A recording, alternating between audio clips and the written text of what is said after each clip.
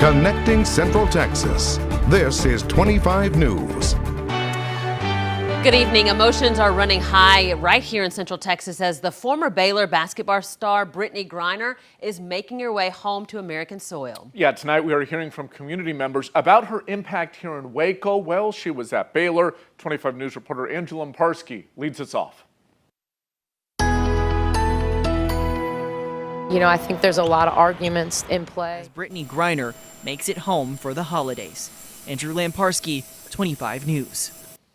And here's a live look at the military airstrip in San Antonio where Brittney Griner is headed right now. She is on a plane home after being released in that one-on-one exchange for Russian arms dealer Viktor Bout.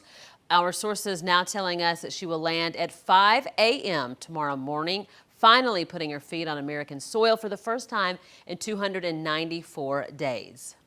Here's what we know about the exchange. Viktor Bout, also known as the Merchant of Death, is a notorious Russian arms dealer. Experts largely considered him the most valuable prisoner to Russia we had in our custody. He has sold weapons to al-Qaeda, the Taliban, and rebels in Rwanda. He was sentenced to 25 years in prison back in 2011, but tonight is back on Russian soil. For the Griner family, this is a long time coming. On February 17th, the WNBA star was detained for carrying hashish oil inside a Russian airport. She was overseas for an exhibition game. Then in March, the State Department issued its first statement. Meanwhile, Griner is held in the pretrial detention as Russia continued the invasion of Ukraine.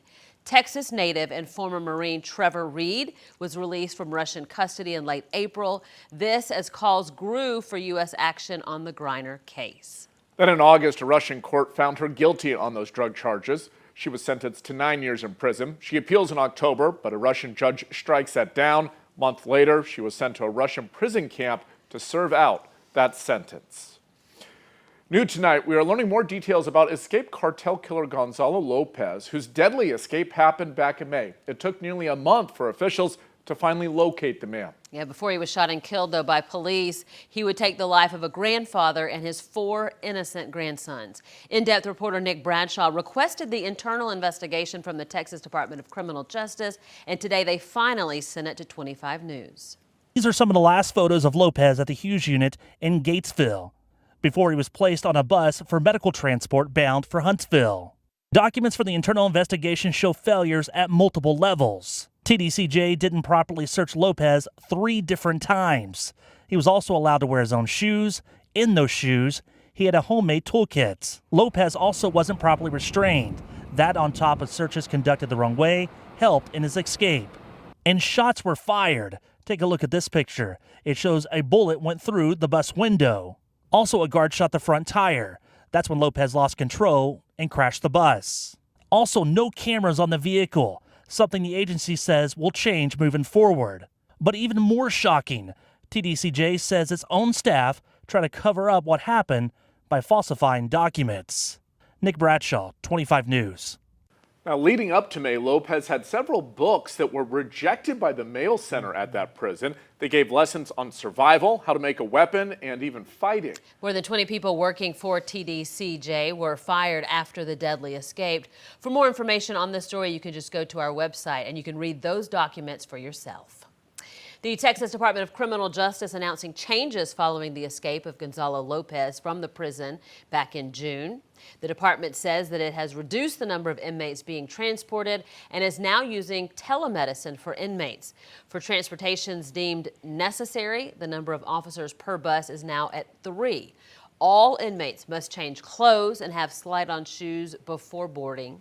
One type of handcuff has been taken out of use after a security failure was discovered. The packages containing "You Can Be Anything" Barbies. Athena was robbed of the opportunity to grow up to be anything she wanted to be. New details tonight in the heartbreaking case of Athena Stand and her murder. The suspect in that case telling police that he hit the 7-year-old with his delivery truck and then in a panic strangled her. That is according to an arrest affidavit for Tanner Horner. The FedEx or contracted out FedEx driver says he hit her backing out of their driveway after doing a delivery. He then killed her because he was scared of what, quote, her father might do. On November 30th, a FedEx delivery man drove onto Athena's father's property, to deliver a package of what was supposed to be a Christmas present for our daughter. This is the package, and it's the first time I'm seeing it. Just heartbreaking.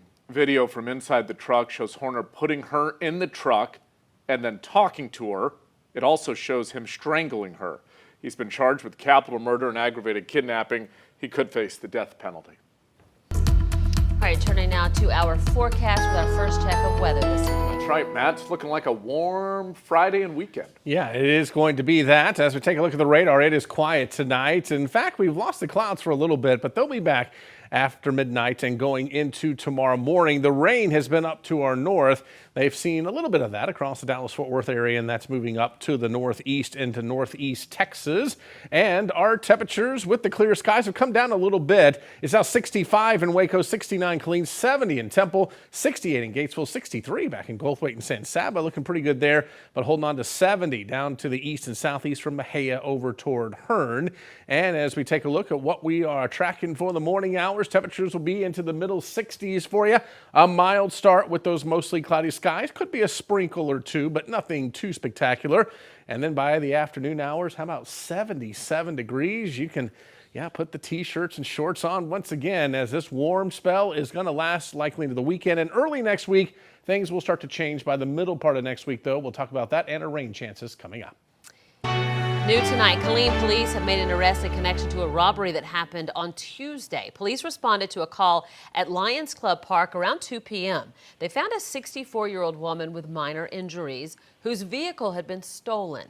30 minutes later, the same man attempted to take 2 more vehicles, but those owners fought him off. Police pursued the man and eventually arrested him. The suspect has been identified as Tommy Black and charged with robbery of an individual and evading arrest. He is being held on a $105,000 bond. Also out of Killeen tonight, a woman struck by a car on Monday has died. We first reported this earlier in the week. Killeen police found the victim on West Elm Road. They've ID'd her as Tatiana Mathis. She died in the hospital yesterday afternoon. Police are still investigating. They say a black Lexus struck the woman.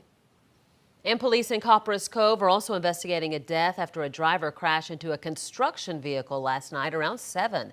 They found the man behind the wheel was having a medical episode. He died at the scene, identified as 34-year-old Ali Ibrahim of Kempner. McLean Children's Hospital still gathering toys for sick patients. That's right, Lauren was out there this week. We've been out there a little bit over the past week and a half. We'll have an update on their progress when we come back.